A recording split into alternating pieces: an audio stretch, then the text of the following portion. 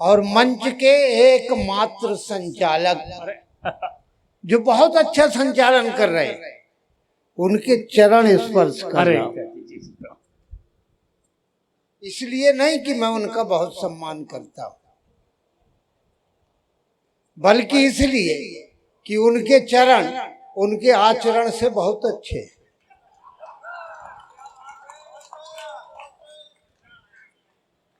जी जी।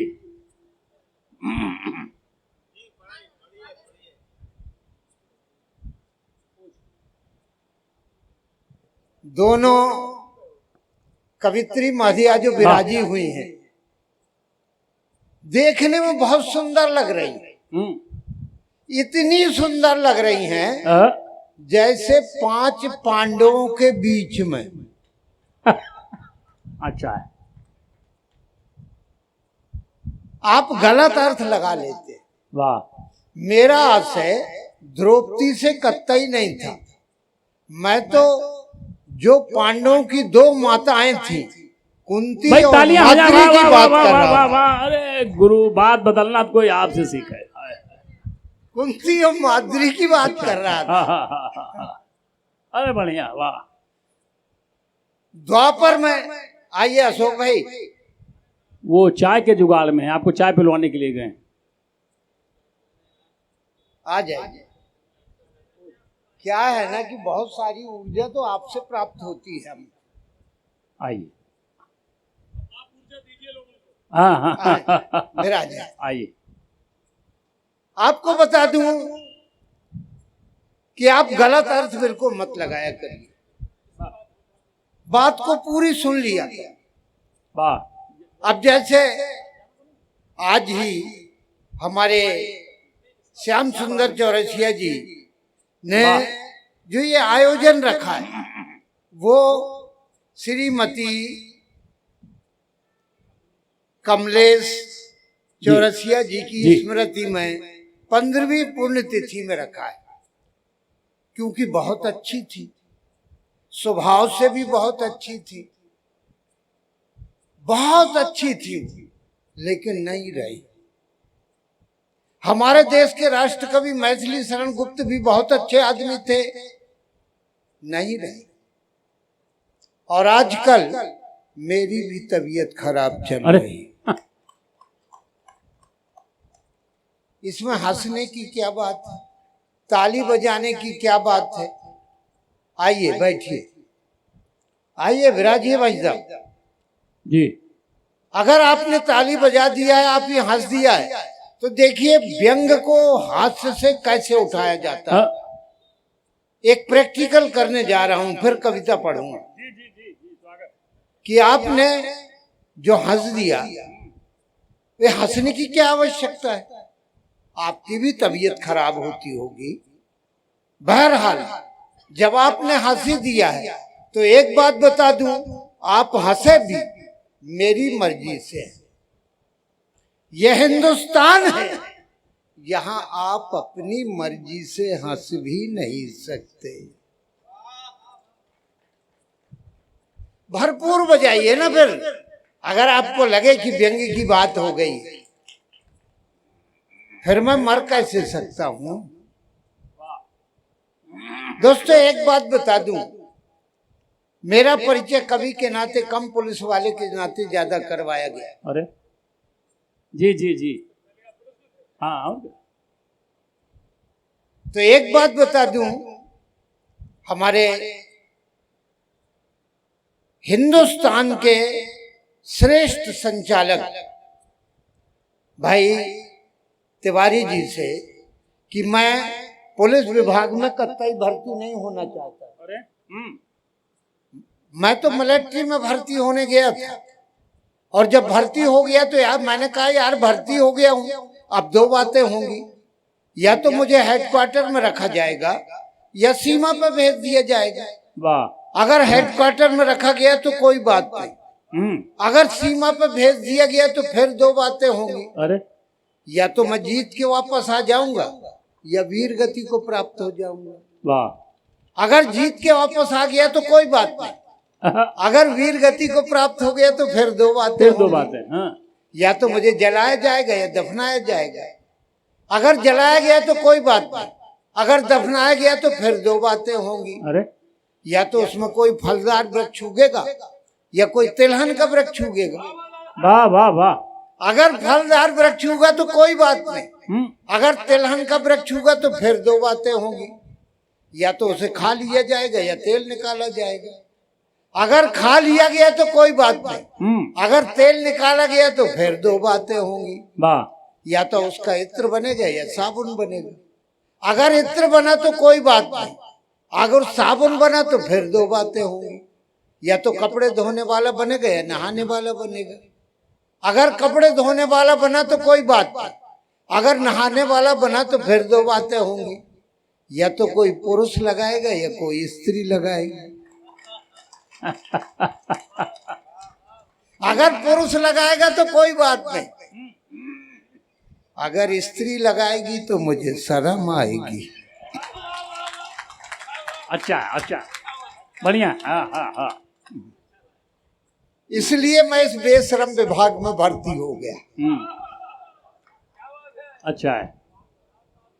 आपको ये ना लगे, क्योंकि विसंगतियों पर हास्य तैयार किया जाता है, व्यंग तैयार किया जाता है। आपको ये ना लगे कि मैं जिस विभाग में नौकरी करता था उस पर कुछ नहीं कहा।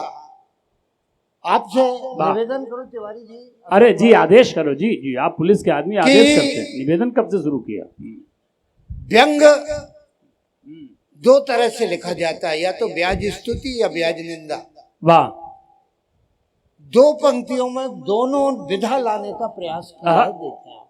और पुलिस विभाग की बात कर रहा हूं। अगर यहाँ आसपास कहीं, अभी तो बैठे थे, अगर आसपास कहीं हो तो मेरे से उतनी दूरी बनाए रहें जितना कविता सुनने के पहले बनाए हुए हैं। दो पंक्तियां कि आजकल जी जी, और आप बिल्कुल निर्भीकता पूर्वक, अगर आपको लगे कि पुलिस के ऊपर व्यंग हो गया है तो भरपूर तालियां बजाइएगा, बिल्कुल मत रुकिएगा।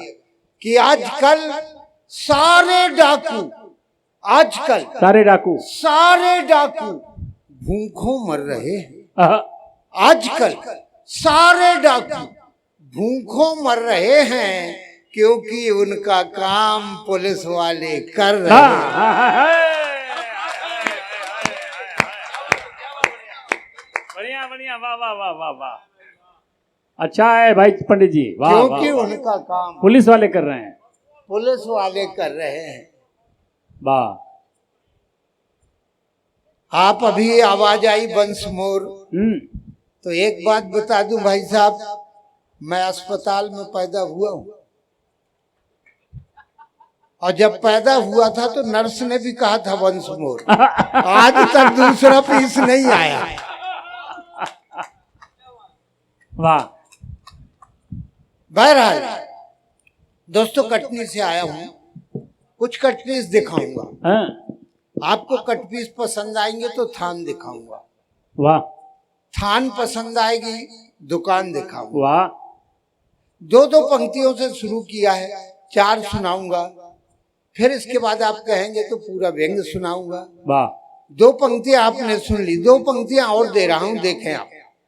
कि रेंजर साहब पुलिस विभाग की बिल्कुल पड़ोस की वर्दी को दे रहा हूं। 2 पंक्तियां। वाह वाह वाह वाह। ऊपर ब्याज स्तुति देखें, नीचे ब्याज। भाई क्या कहने, वाह वाह। कि रेंजर साहब महाराणा प्रताप की लाइन पर आ रहे हैं। रेंजर साहब महाराणा प्रताप की लाइन पर आ रहे हैं। वे तो सिर्फ घास की रोटी खाते थे, ये पूरा जंगल खा रहे हैं। वे तो सिर्फ घास की रोटी खाते थे, ये पूरा जंगल खा रहे, अब 4 पंक्तियां दे रहा हूं, धीरे धीरे बढ़ाऊंगा। 4 पंक्तियां दे रहा हूं। अभी तक ओज के कवि देश के बारे में पता नहीं क्या क्या बोल गए। अगर व्यंग्यकार बोलेगा तो कैसा बोलेगा। 4 पंक्तियां दे रहा हूं कि मेरा देश उन्नति की सीढ़ियां लांघ रहा है। मेरा देश उन्नति की सीढ़ियां लांघ रहा है। अगर विश्वास ना हो तो देख लो, हाथी पर बैठकर भीख मांग रहा है।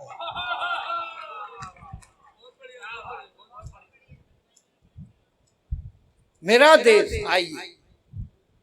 आइए विराजिए,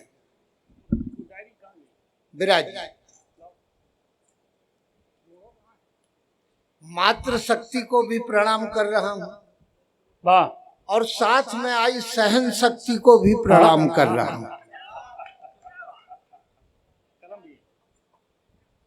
वाह।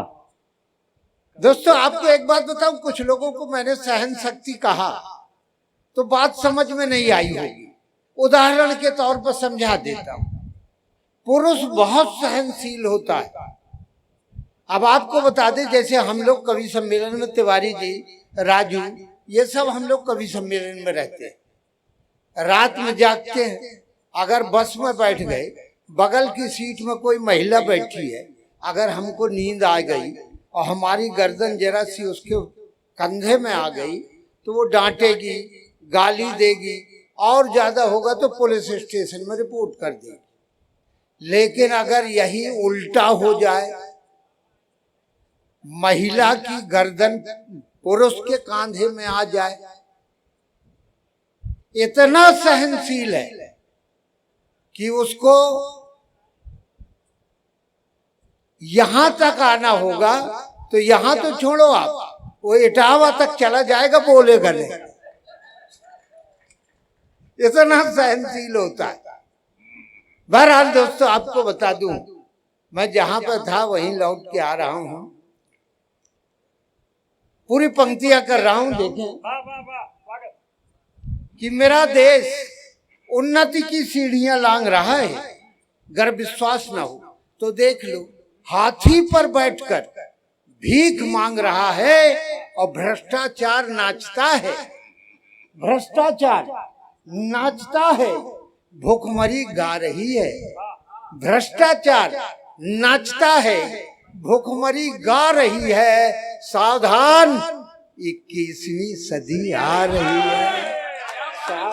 अरे वाह वाह वाह वाह वाह वाह, जोरदार तालियां, अभिनंदन तालियों का, वाह वाह वाह। सावधान, अरे पंडित जी, वाह वाह वाह वाह वाह, सदी आ रही है। अच्छा है भाई, वाह वाह। एक 4 पंक्तियां और दे। ये व्यंग है और क्या है, वाह। 4 पंक्तियां। अरे क्या बात, अशोक भाई, 4 वाह। पंक्तियां। सादगी से बात कहने का प्रयास किया है कि वो बैठा किनारे से जल पड़ रहा है। वो बैठा किनारे सजल पड़ रहा है, अपने ही कर्मों का फल पड़ रहा है। जो उसने लिखा है वो पढ़ रहा है कि वो बैठा किनारे सजल पड़ रहा है, अपने ही कर्मों का फल पड़ रहा है। और दारू का ठेका लिया जिसने हरदम, दारू का ठेका लिया जिसने हरदम, वो दारू विरोधी गजल पढ़ रहा है। वाह वाह वाह, दारू का ठेका लिया जिसने हरदम, वाह। वो दारू विरोधी गजल पढ़ रहा है, हाय हाय, वो दारू विरोधी गजल पढ़ रहा है। और दोस्तों, अभी ओज के कवियों के द्वारा आपने देखा कि आवाज इतनी ऊंची हो जाएगी और पता चला कि ओज की कविता हो रही है।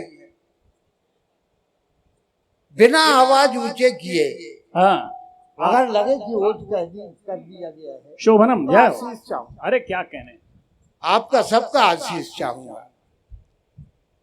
हिंदुस्तान पराई पीर में दुखी रहता है। वाह। हाँ, अपनी पीर तो छोड़िए, पराई पीर में दुखी रहता है।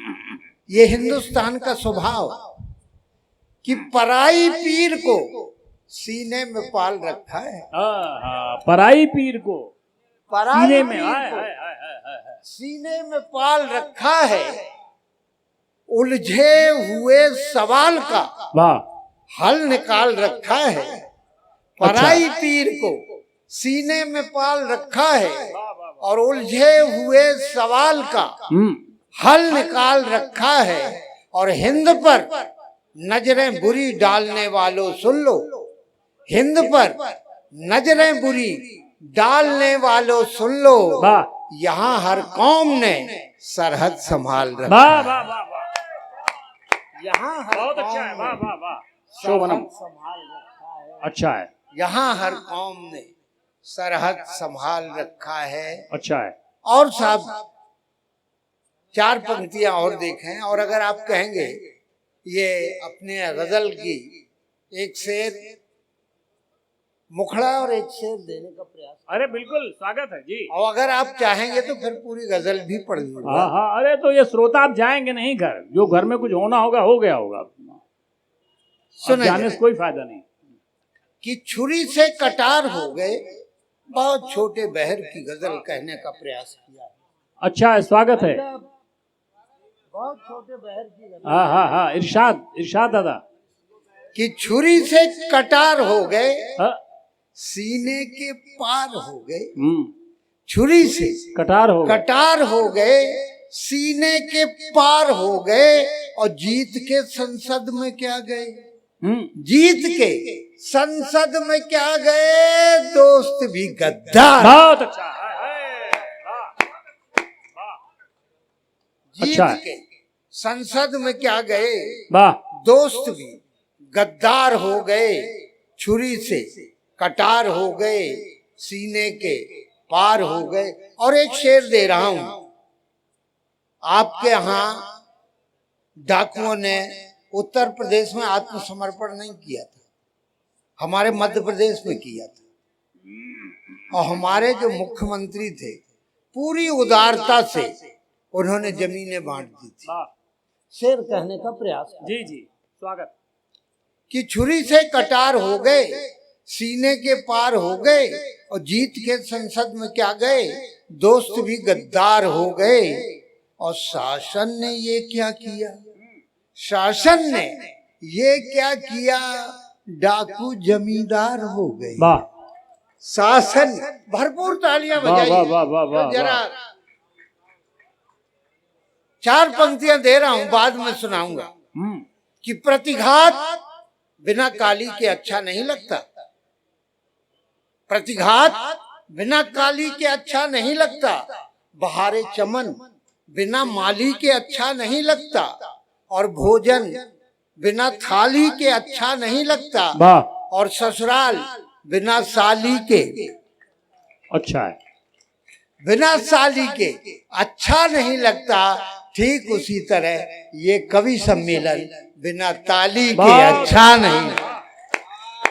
बढ़िया बड़ी जी, वाह, भरपूर तालियां बजाइए, जितना आप, हम आपसे कुछ नहीं मांगते।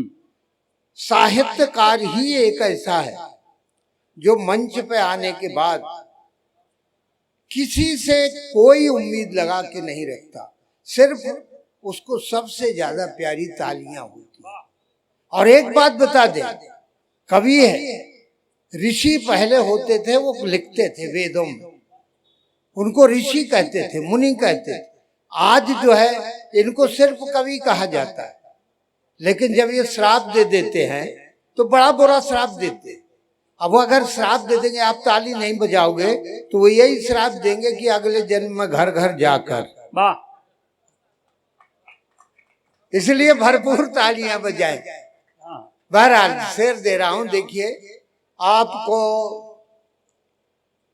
ये शेर में जो मैंने डाकुओं के आत्मसमर्पण पर बात की, पूरी बात समझ में आई नहीं होगी।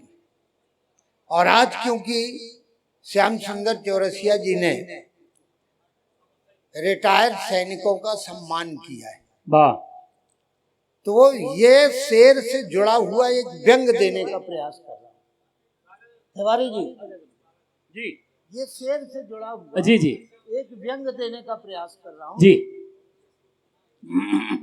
तो पूरी तरह समझ में बात आ जाएगी कि मैं कहना क्या चाहता हूँ। कि राज्य परिवहन की एक अधेड़ बस में, राज्य परिवहन की बस कभी जवान नहीं होती, अधेड़े रहते हैं। एक आदमी ने हमसे पूछा राज्य परिवहन बस की परिभाषा बताओ। हमने कहा भैया बड़ा सीधी सीधी परिभाषा है। बोले क्या? हमने कहा जिस बस में हार्न को छोड़कर बाकी सब बजता हो वो राज्य परिवहन बस है। कि राज्य परिवहन की एक अधेड़ बस में बैठी दो महिलाएं कर रही थी बात। एक ने दूसरी से पूछा, बहन क्या तुम्हारे पति नहीं है साथ? बहन क्या तुम्हारे पति नहीं है साथ? पति शब्द सुनते ही दूसरी महिला का गौरव से चमका चेहरा जैसे किसी ने बांध दिया हो। गमगू चौरसिया जी, अब ये बिल्कुल व्यंग सुनिए, आपके लिए ही पढ़ रहा हूं भाई। कि राज्य परिवहन की एक अधेड़ बस में बैठी दो महिलाएं कर रही थी बात। एक ने दूसरी से पूछा, बहन क्या तुम्हारे पति नहीं है साथ? पति शब्द सुनते ही दूसरी महिला का गौरव से चमका चेहरा जैसे किसी ने बांध दिया हो। गमगीन खुशी का सहरा बोली, नहीं मेरे पति मेरे साथ नहीं है, वे तो वीर गति को प्राप्त कर अखंड और असीम में खो गए, चाइना युद्ध में शहीद हो गए। बहुत अच्छा, बहुत। चाइना युद्ध में शहीद हो गए। इतना सुनते ही दूसरी महिला थोड़ा इतराई, शहीद की पत्नी की ओर देखकर व्यंग भरा मुस्काई, बोली तुम एक शहीद की पत्नी हो, तुम एक देशभक्त की पत्नी हो। अरे मैं एक ऐसे व्यक्ति की पत्नी हूं जिसे मौत के रूप में सब देखते हैं, जिसे मौत के रूप में सब देखते हैं, जिसके सामने पुलिस, नेता, कानून तीनों घुटने टेकते हैं। पुलिस, नेता, कानून तीनों घुटने टेकते हैं। मेरे पति रह चुके हैं डाकुओं के आका, जिन्होंने न जाने कितनी हत्याएं की, बलात्कार किए और डालते रहे हैं डाका। फिर भी जब मेरे पति ने आत्मसमर्पण किया, फिर भी जब मेरे पति ने आत्मसमर्पण किया तो सरकार ने दी कई एकड़ जमीन तुम्हें। अब तालियां चाहूंगा कि कई एकड़ जमीन तुम्हें अपने पति का बलिदान कर क्या मिला? सिर्फ एक सिलाई मशीन। वाह। तुम्हें अपने पति का बलिदान कर क्या मिला? सिर्फ एक सिलाई मशीन। कविता यहाँ भी खत्म हो सकती थी। तिवारी जी इस तरह की बात को अशोक भाई जानते हैं कि कविता यहाँ भी, लेकिन ये डाकुओं के पक्ष में कविता चली जाती है, इसलिए मुझे कविता को आगे बढ़ाना कि क्या मिला? सिर्फ एक सिलाई मशीन। इतना सुनते ही शहीद की पत्नी गुस्से में भर आई, एकाएक चिल्लाई, चुप धनांध, भारतीय स्वतंत्रता की इमारत के नींव में। क्या बात है, वाह। भारतीय स्वतंत्रता की इमारत के नींव में लगा है जो पहला पत्थर, उसे खोल देख पढ़, जिसमें आज भी बने हुए हैं सुभाष चंद्र बोस की गिरफ्तारी पे हस्ताक्षर, जिसमें आज भी बने हुए हैं सुभाष चंद्र बोस की गिरफ्तारी पे हस्ताक्षर। और जिस देश में कुर्बानी की गिरफ्तारी पे हस्ताक्षर बनाए जाएंगे, उस देश में डाकू ही जमीनें और राजपथ पाएंगे। शहीद तो सिर्फ शहीद होते जाएंगे, शहीद तो सिर्फ